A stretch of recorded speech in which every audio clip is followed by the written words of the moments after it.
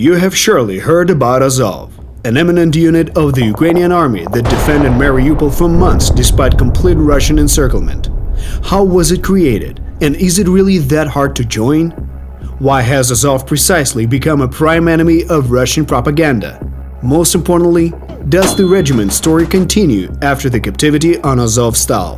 Spoiler, it does. The year 2014. Russian troops enter Ukrainian Crimea. Russia starts a hybrid war against Ukraine. Large cities of eastern Ukraine are captured: Donetsk, Luhansk, and Mariupol. The Ukrainian army is perplexed while the enemy seems capable of further advance. In response, Ukraine experiences a boom of volunteers willing to fight. People ready to defend their motherland instantly form new military units. This is when Azov starts shaping. In May 2014, a group of volunteers form a police battalion in the southeastern town of Berdyansk. It is named after the Azov Sea, which washes the southeast of Ukraine. In the beginning, this battalion counts 400 people. None of them are paid, most don't have combat experience, and nearly a half are students. They wear balaclavas and go by the call signs instead of names. All because most of them came from the east of Ukraine, often having relatives who live in the cities captured by the Russian proxies. After a month of training, Azov advances toward the captured Mariupol, engaging in urban combat. Motivated Azov recruits fight to their full power. In one day, Azov liberates the city that many of its members call home. A unit that came out of nowhere, incredibly motivated, forced to hide its faces. How can Russia counter it? Of course, with some classical methods invented 80 years ago by Joseph Goebbels. Accuse the other side of that which you're guilty. That's when the Kremlin propaganda started depicting the Ukrainian army as bloodthirsty murderers and Nazis. Putin attacked Ukraine and occupied Crimea painlessly for the world, the same way Hitler did it with Austria in 1938.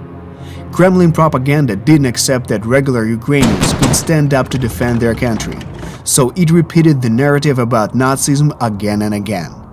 In 8 years, Putin has expanded this narrative to the entire Ukrainian army, justifying the war with the necessity of denazification. A year after the full-scale invasion in 2022, Russian troops have not achieved a single objective and suffered several painful defeats. Great merit in ruining Russia's plans belongs to Azov, which has grown from a volunteer battalion of police to the National Guard Brigade, one of the fiercest combat units of our time. Since the year 2014, Azov has taken part in the major battles of the war in Donbass. British journalist Askold Krushelnitsky has witnessed the formation and first fight of Azov. He has described the incredible motivation the fighters had from the very beginning. The morning routine at their base included 90 minutes of morning exercises and physical activity. Since then, the training has become even more demanding. Not everyone can join Azov.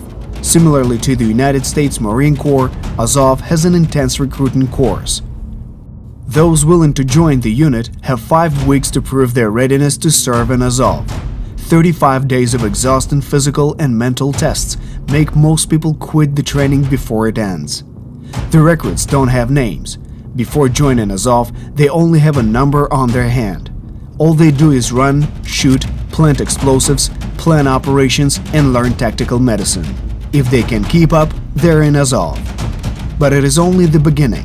Further on, every fighter chooses specialization: artillery, tanks, sniping, reconnaissance, demining. This is when the half-year training of the actual Azov fighters starts. Main principle: every day at training is another second lived through combat. In 2022, Russia planned to quickly capture the Azov shore to form a land corridor to Crimea. It didn't go as planned, as the garrison of 4,500 defenders of Mariupol, half of which were from Azov, became an obstacle. 26 лютого, 10 година ранку, місто Маріуполь. Полк Азов разом з Збройними силами України, Національною гвардією та іншими силовими структурами надійно обороняє місто Маріуполь. Ми будемо битися до останньої каплі крові. Нам не страшні, а не ворожі танки, а не ракетні удари, а не ворожа авіація. Я наказую кожному бійцю полку Азов битися до останнього. Ми будемо знищувати росіян у повітрі, на землі та на воді. Разом до перемоги. Слава Україні! Yet Russia sent an enormous amount of troops toward Mariupol. Russians advanced in a wide formation. However, Azov fighters had an advantage. For many of them, Mariupol was a hometown, so they knew the city exceptionally well. The stubborn resistance of the Ukrainians in Mariupol forced Russians to engage forces that were supposed to assault other cities in south and central Ukraine. Щодня захисники міста, перебуваючи в повному оточенні, мужньо та самовіддано б'ють ворога, знищують техніку, знищують генералів, офіцерів, солдат Російської Федерації. This was when the Russian army appealed to their Syrian strategy. Up to 100 aviation bombs were launched at Mariupol every day. Before the invasion, 430,000 people lived here. 80% of the buildings in the city were destroyed. Many of those buildings sheltered the civilians in the basements. Eventually, Azov retreated to Europe's biggest metallurgical plant, 3 times the size of New York's Central Park, the Azovstal. Along with them, more than 2,000 civilians found shelter on the 3 underground levels of the plant. Among them were hundreds of children who hadn't seen sunlight for months. Мы бы так бы играли в телефон, но хочется домой, хочется солнце увидеть. After a few months under the siege, Azovstal, named after the sea just like Azov Regiment, remained the only place in Mariupol with the Ukrainian flag waving above it. Despite the colossal risk, Ukrainian helicopters roamed to the plant at low altitudes. They were evacuating the heavily injured and bringing ammunition in. However, after the 5th flight, some helicopters were struck down, and this small stream of aid was forced to stop. Volunteers from all over Ukraine formed a unit meant to breach into Mariupol and unblock Azov. Давай просто збирати людей, які, можливо, нас деблокують. Отак я сказав, можливо. Тому що я розумів, що ми зараз почнемо збирати цивільних людей, які сильні духом, але не мають, на жаль, досвіду ведення бойових дій. However, several attempts to break through ran into the echelon defense of Russia. Але на той момент це вже затягнулося досить довго, і лінія оборони противника була досить кріпко побудована. At the end of spring 2022, the Ukrainian command made a decision. The Mariupol garrison had accomplished its mission. New objective: to save the lives of the defenders. Вище військове керівництво дало наказ про збереження життя та здоров'я військовослужбовців гарнізону та припинення оборони міста. The defenders of Mariupol ended up in Russian captivity. Putin promised to save their lives, but it was another Russian lie. On the night of July 28th, an explosion happened in the Olenivka settlement prison, where Azov fighters were held. More than 50 people died. CNN conducted an investigation proving that the Russians were responsible for the attack. Moscow did not allow the UN and Red Cross on the site of the tragedy.